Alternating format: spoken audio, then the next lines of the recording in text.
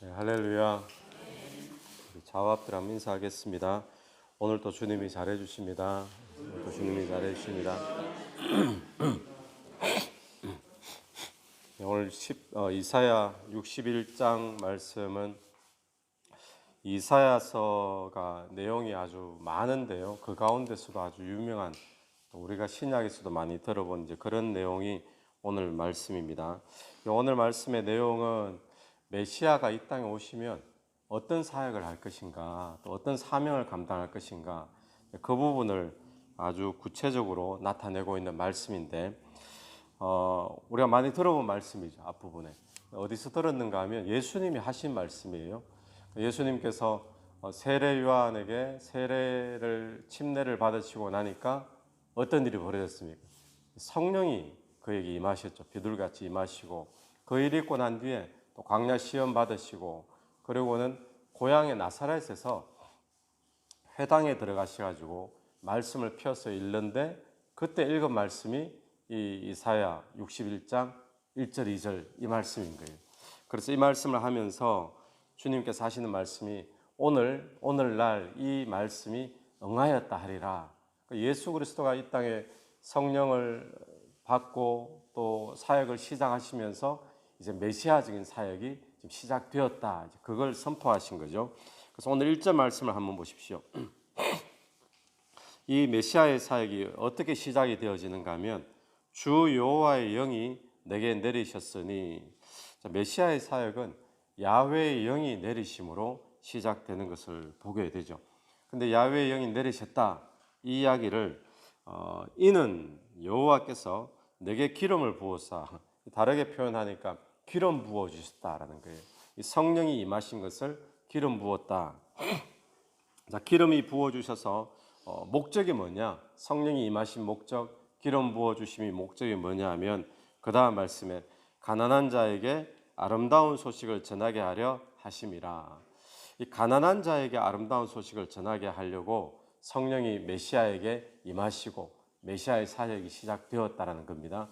그럼 여기서 가난한 자 어떤 사람이겠습니까? 이 가난한 자 그러면 이 당시에 가난한 자는 그냥 우리처럼 좀 비교적 가난하게 산다 이런 가난한 자라기보다도 이 빚에 짓눌려 사는 사람입니다. 그러니까 이 빚을 갚기 전에는 자기 삶이 없는 그런 사람이죠. 일해서 열심히 일해서 돈 벌면 곧바로 그냥 빚쟁이가 가져갈 수밖에 없는, 이때는 빚을 못 갚으면 어떻게 됩니까?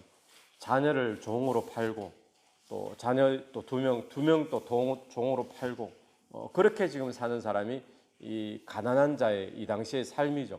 그러다 보니까 마음속에 얼마나 어려움들이 많을까요? 마음속에 아픔들, 어려움들. 그런데 가난한 자에게 아름다운 소식을 주려고 기름 부어지고 성령이 임하셨다는 겁니다. 그러면 어떻게 하면 가난한 자에게 도대체 무슨 소식이 아름다운 소식이 되겠습니까? 가난한 자에게. 제일 가난한 자에게 아름다운 소식은 빚 갚았다는 소식이 돼야 되잖아요. 팔려갔던 자녀들이, 팔려갔던 가족들이 빚을 갚아줬으니까 다시 집으로 돌아오는 것, 이게 좋은 소식이 되겠죠. 그래서 그 다음 말씀 한번 보십시오. 가난한 자에게 아름다운 소식을 전하게 하려 하심이라. 나를 보내사 마음이 상한 자를 고치며 포로된 자에게 자유를, 갇힌 자에게 노임을 선포하며. 이들에게 아름다운 소식은 마음이 상한 것을 고쳐주신다는 거예요. 어떻게 고쳐지겠습니까? 그게 빚이 갚아져야 이 모든 마음의 상처들 이런 것들이 바꾸어지고 치료될 수가 있겠죠. 그리고는 포로된 자, 갇힌 자가 노임을 선포되어진다, 되돌아온다라는 그런 말씀을 선포하고 있는 거죠. 근데 어떻게 이런 일이 일어나느냐? 그 다음 말씀 2절을 보십시오. 2절에 여호와의 은혜의 해와 우리 하나님의 보복의 날을 선포하여 모든 슬픈 자를 위로하되. 자, 은혜의 해, 은혜의 해. 우리는 은혜의 해 그러면 그냥 이 말 자체가 익숙하지는 않잖아요. 근데 여기서 은혜의 해, 이 이스라엘 백성들 유대인들에게는 은혜의 해 이름 뭔가 하면 이게 희년을 이야기해요. 희년은 50년마다 한 번씩 돌아오는 게 희년이잖아요. 이 희년이 깃발 희년. 그러니까 이게 주빌리가 희년이라는 뜻인데 도대체 무슨 날인가 하면 50년마다 한 번씩 돌아오는데 왜 이 날이 축제가 되어지고 기쁨의 날이 되어지는가 하면 이때는 매였던 모든 것들이 다 풀려나는 해가 이 희년인 거예요. 그러니까 사람들이 뭐 빚진 사람들이 있으면 빚진 금액이 뭐 몇 억이든 아니면 몇십만 원이든 이런 거 상관없이 빚 졌는 건 전부 다 그냥 다 변제가 다 이제 면제가 다 되어지는 거예요. 그러니까 빚진 것을 다 갚아지게 되다 보니까 묶였던 자, 또 종으로 팔렸던 자, 또 이런 자들도 다시 원상복귀 집으로 돌아오는 그런 날에 그래서 온 민족 전체가 축제를 벌이는 날이 50년마다 한 번씩 그렇게 돌아오는 날이 희년인 건데 그게 은혜의 해인 거예요. 그 은혜잖아요. 빚 졌는데 다 없이 되는 해.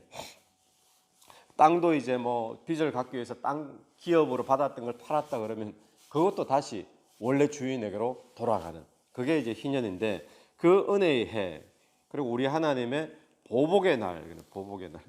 보복의 날이 옛날 우리 성경 번역에서는 지난번 성경 번역에서는 하나님의 신원의 날, 하나님이 신원해 주시는 그 신원이 뭔가 하면 뭐 제 또래 이상 되시는 분들 아마 들어보실지 모르겠는데 논노 패션 들어보셨습니다. 기억나시죠? 논노 패션. 네. 근데 그 신은 에베네셀 여러분 그 신은이 이 신은이래요.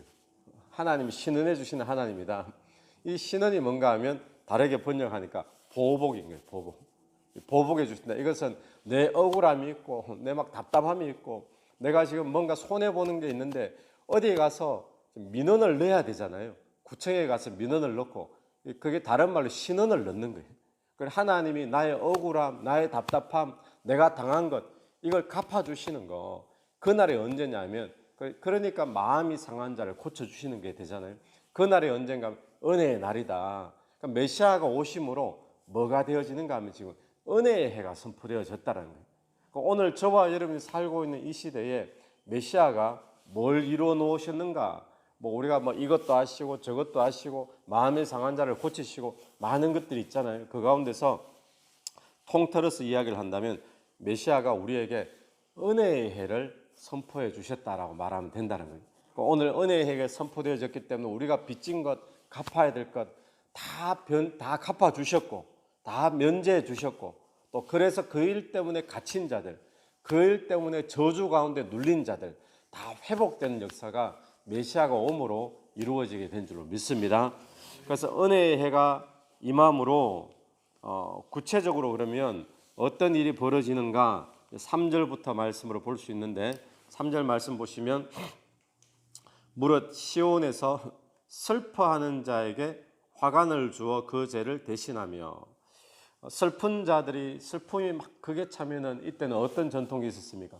죄를 뿌렸다 그러죠. 죄를 뒤집어 쓰고 자기 슬픔 그렇게 뭐 옷을 찢고 슬픔을 표현하는 것처럼 죄를 뒤집어 쓰는데 그 죄가 아니라 대신에 화관, 그 슬픈 자에게 화관을 주어 가지고 화관은 뭐죠?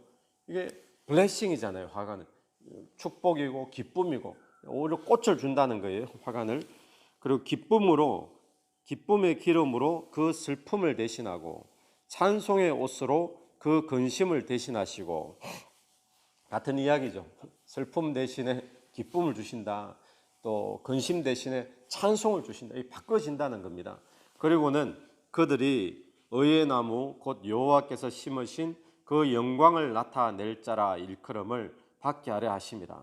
그들이 슬픔 가운데 있고 근심 가운데 찌들은 그런 인생, 또 빚진 인생, 또 그것 때문에 막 갇히고 답답한 억울한 그런 인생인데 그 인생을 주님께서는 하나님의 영광을 나타내게 될 의의 나무다라고 일컬음을 받게 되도록 만들어 준다는 거예요. 오늘 저와 여러분의 삶이 하나님의 영광을 나타내게 될 의의 나무가 된 줄로 믿습니다. 오늘 저와 여러분의 슬픔을, 저와 여러분의 근심을 예수 그리스도가 메시아로 이 땅에 기름 부음 받은 자로 오셔서 우리의 슬픔, 근심 대신 다 기쁨으로 감사로 바꾸어 주신 줄로 믿게 되길 바랍니다. 그게 은혜의 해에 누려야 될 축복이라는 거예요. 아멘이시죠? 그러고 난 뒤에 4절 보시면 그들은 오래 황폐되었던 곳을 다시 쌓을 것이요 옛부터 무너진 곳을 다시 일으킬 것이며 황폐된 성읍 곧 대대로 무너져 있던 것을 중수할 것이며. 지금 같은 이야기잖아요. 황폐되고 무너지고 쓰러져 있던 것을 그들이 뭐 하느냐 하면 다시 쌓고 다시 중수하고 다시 세우고 다시 지금 바로 세운다는 거예요. 여러분, 오늘 메시아가 오심으로 오늘 저와 여러분이 무슨 일을 하게 되어지는가 하면 하나님의 나라를 세워가는 그런 자가 된 줄로 믿습니다. 또 그 다음에 나오는 말씀이 같은 맥락에서 6절 말씀 보시면 오직 너희는 뭐라 그러죠? 여호와의 제사장이라 일컬음을 받을 것이라 사람들이 너희를 우리 하나님의 뭐라고요? 봉사자라. 여호와의 제사장이라 하나님의 일에 봉사자라. 오늘 저와 여러분을 그렇게 지금 일컫고 만들어 주시겠다는 거예요. 우리 여호와의 제사장이요 하나님의 일꾼으로. 자, 이 일이 어떻게 이루어졌다고요? 은혜의 해가 선포됨으로 이 일이 이루어졌다라는 사실입니다. 여러분, 오늘 메시아의 역사, 이 메시아의 사역은 근데 이 은혜의 해는 무엇으로부터 출발을 했다 그랬습니까? 예, 성령이 주 여호와의 영이 내게 내리셨으니 성령이 메시아에게 내리심으로 이 일이 이루어지고 시작이 되어졌죠. 그런데 오늘 이 성령이 이 메시아에게 임하셔서 메시아적인 사역을 시작할 뿐만 아니라 이루으셨잖아요. 십자가 지시고 피 흘리시고 또 죽으시고 부활하심으로 이걸 완성을 하셨잖아요. 그 성령이 오늘 우리에게 들어와 있는 줄로 믿습니다. 그래서 이 성령이 우리에게 들어와 있는 거예요. 그러니까 우리가 지금 할 것은 뭔가 하면 이때 예수 그리스도가 오심으로 은혜의 해가 선포되어졌구나. 이런 역사들이 은혜의 해에 일어났구나. 그냥 이렇게 볼 게 아니라 오늘 우리는 이 은혜의 해를 누려야 되는 거예요. 어떻게 누릴 수 있느냐? 누가 누릴 수 있느냐? 은혜의 해는 누가 누리는가 하면 성령이 임한 자가 누리게 될 줄 믿습니다. 또 성령의 기름 부음 받은 자, 성령의 충만한 자가 이 은혜가 시작될 줄로 믿습니다. 이 메시아적인 사역이 성령이 임하심으로 시작되었던 것처럼 오늘 우리의 삶에도 이 은혜의 해의 축복은 성령이 임하는 사람에게 시작이 되어지는데, 그러므로 우리가 성령 충만을 사모해야 될 줄로 믿습니다. 성령 충만하면 나타나는 일이 뭐겠습니까? 은혜의 해에 나오는 이 축복들을 다 누리게 되어지는 거예요. 성령 충만하니까 슬픔과 근심이 바뀌어가지고 기쁨과 감사로 바뀌어지잖아요. 아멘이시죠?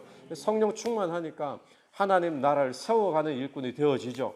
또 하나님 나라의 제사장으로, 또 주의 나라 주의 일에 봉사자로 성령 충만한 자들이 그렇게 이루어져 가는 거잖아요. 그래서 오늘 또 저와 여러분이 이 놀라운 메시아가 베풀으신 은혜는 성령으로부터 임함으로부터 시작되었듯이 오늘 우리의 삶에도 성령이 임하시면 이걸 누리는 삶이 되어질 줄로 믿습니다. 그래서 오늘 이 아침에 다시 한 번 더 성령 충만을 사모하셔서 내 삶의 희년, 이 은혜의 해, 이것을 우리가 평생 누리는 그런 축복이 저와 여러분에게 있게 되기를 간절히 축원합니다. 같이 기도드리겠습니다.